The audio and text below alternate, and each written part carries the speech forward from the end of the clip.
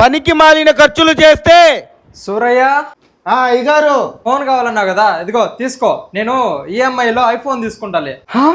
Thanks అయ్యగారు.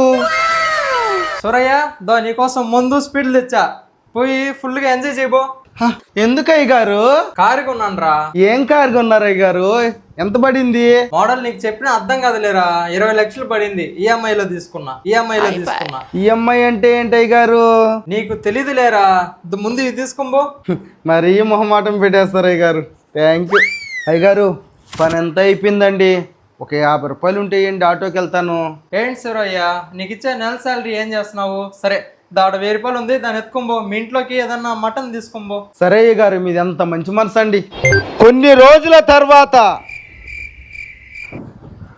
ఏంటయ్యా అలా డల్గా కింద కూర్చొని ఆలోచిస్తున్నారు?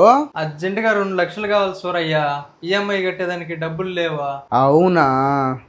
సరే గారు, ఆ 2 లక్షలు నేను ఇవ్వనా? కానీ వడ్డీ మాత్రం 3 రూపాయలు. నీ దగ్గర ఎక్కడవరా? చీటీలేసనయ్య గారు. అవునా? మీకు కాబట్టి 3 రూపాయలే గారు, ఏరే వాళ్ళకి అయితే 5 రూపాయలు. ఏంద్రా? అలా అయితేనే ఇస్తాను అయ్యగారు, లేకపోతే ఈయన. నా దగ్గర తీసుకున్నప్పుడు మా అయ్యగారిది మంచి మనసు అన్నావు కదరా. అయ్యగారు ప్యాకాటే బామర్దే. నాకు 3 రూపాయలు వడ్డీ ఇచ్చే పని అయితే ఇస్తా, లేకపోతే ఈయన బోండి.